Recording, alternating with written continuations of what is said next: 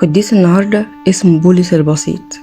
قديس عظيم جدا وعمل معجزات كتيرة جدا وخصوصا في إخراج الشياطين، وهو كان من أوائل تلاميذ الأنبا أنطونيوس، وكان ليه محبة خاصة في قلب الأنبا أنطونيوس عشان بساطته العجيبة. تعالوا نعرف قصته سوا.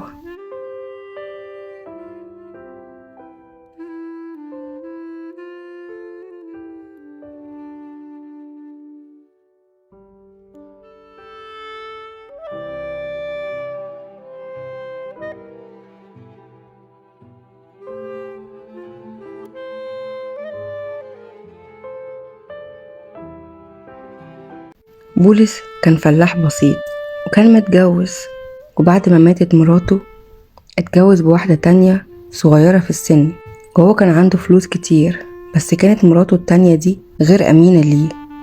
ففي يوم من الأيام سمع عنها كلام مش حلو من الناس، فجه واجهها واتكلم معاها ببساطة وبطريقة لطيفة، فهي أنكرت الكلام ده وظهرت بصورة الملاك البريء. بعدها بكام يوم راح دخل القديس بولس بيته، فلقى مراته مع أحد خدامه في ذات الفعل، فما تكلمش معاها ولا زعق ولا عمل أي حاجة. فراح قال لها القديس بولس: ساخرا وفرزانة وعفة، مبارك لك فيه أيتها المرأة، ومبارك له فيك إذا اخترتيه دوني. وبعدين راح خد عبايته ومشي من غير ما يقول لحد ولا كلمة، وراح على البرية وفضل ماشي كتير جدا وتاه في الصحراء لغاية ما اتحنن عليه ربنا ولقى نفسه في المكان اللي عايش فيه الأنبا أنطونيوس في قلايته. راح خبط القديس بولس على قلاية الأنبا أنطونيوس وخرج له القديس أنطونيوس، فراح سجد له احتراما وتقديرا لرجل الله وحكى له قصته. فتعجب جدا القديس أنطونيوس إنه ازاي في إنسان بالبساطة دي وبالإيمان القوي ده. فراح عزاه الأنبا أنطونيوس وقال له: انت محتاج مني ايه دلوقتي؟ فبولس قال له: انا عايز ابقى راهب. فرد عليه القديس وقال له: بس انت راجل شيخ وكبير في السن، وواحد زيك في 80 من عمره مستحيل ان هو يبقى راهب، لكن انت ممكن ترجع للريف وتشتغل هناك وتشكر ربنا، عشان انت صعب تستحمل تعب الصحراء.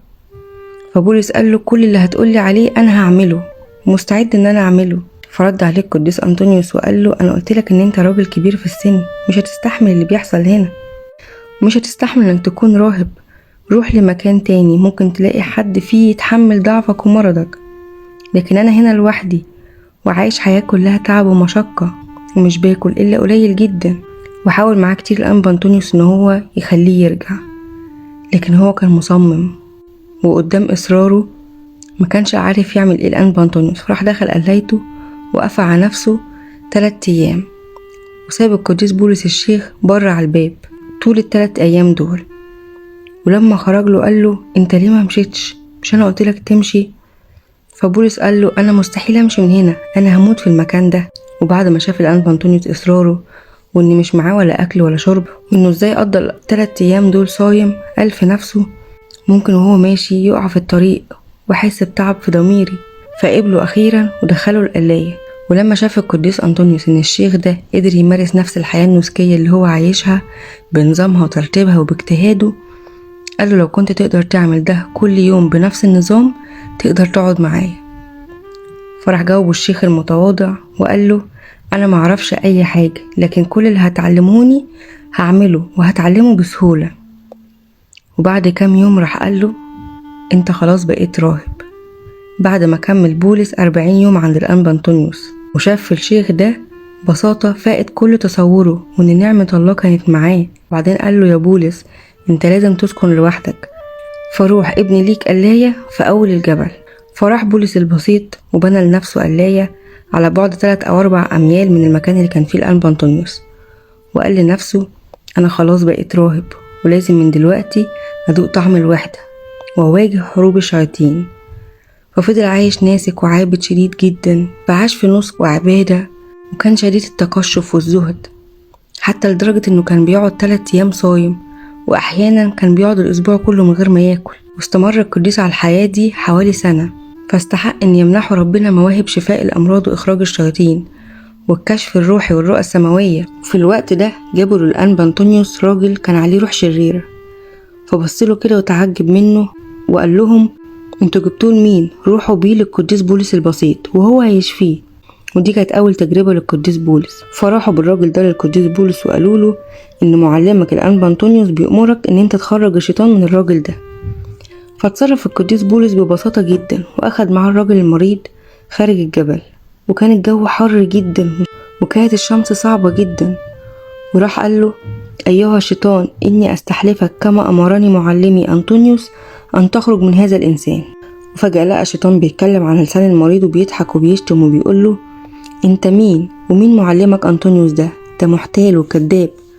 راح قال له بولس البسيط مرة تانية: أنا بقولك تخرج من الإنسان ده، ولو ما خرجتش أنا هعذب نفسي.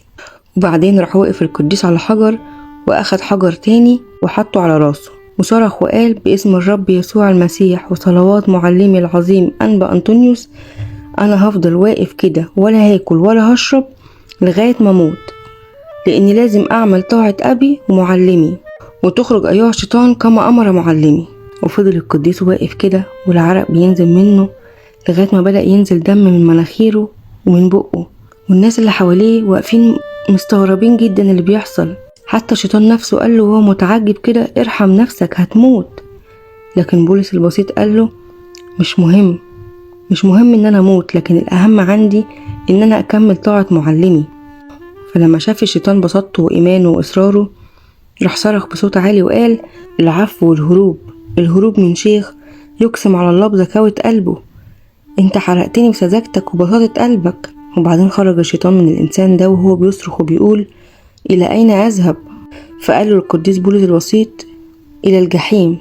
وراح الشيطان وهو بيخرج راح صرخ وقال له: يا بولس، ما تفتكرش ان انا خرجت من اجل بساطتك وطاعتك وايمانك بس، لكن كمان صلاة معلمك أنطونيوس وهو غائب.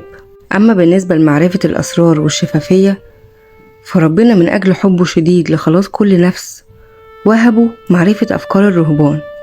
ففي مرة من المرات وهو نازل لأحد الأديرة على ضفاف النيل شاف الرهبان وهم داخلين الكنيسة ووشوشهم منورة وماشي حواليهم ملايكتهم الحارسين ليهم، لكن شاف بينهم راهب كان شكله وحش جدا وكانش فيه صورة وحشة قوي على وشه، وكان ملاكه الحارس ماشي وراه من بعيد وهو حزين جدا، وكان شايف الشياطين بتسحبه زي ما يكون سحبينه بسلسلة. ولما شاف القديس المنظر ده قعد يبكي بمرارة جدا، وقعد عند باب الكنيسة بيخبط على صدره وبيبكي. فالرهبان فكروا انه هو بيبكي على خطيته، لان كان الكل عارف انه بيشوف افكارهم. ولما خلص القداس الالهي رأى القديس الراهب قد تغير تماما، ولقى وشه بدأ ينور تاني، وملاكه الحارس ماشي جنبه قريب وفرحان ومتهلل، وشاف الشياطين وهي بتبعد عنه. ففرح جدا القديس وقال للرهبان على كل اللي حصل. وبعدها الراهب ده جه واعترف علانية قدام الناس كلها ان هو عاش فترة طويلة جدا في الزنا، وفي القداس الالهي سمع كلمات الله على لسان اشعياء عن الحياة المقدسة، فراح قدم توبة صادقة جدا لما حس ان اللي سمعه من الكلام ده كان متوجه ليه هو شخصيا، فراح مجد ربنا على غنى محبته ورحمته بالخطاة. وفي قصة تاييس اللي تابت على ايد القديس بيساريون كشف الله للقديس بولس البسيط رتبة هذه الخاطئة اللي بلغت درجة روحية عالية جدا. بركة وشفاعة القديس بولس البسيط تكون مع جميعنا امين. لو اول مرة تسمع سيرته ابعتها للناس خليهم ياخدوا بركة، وتابع صفحتي.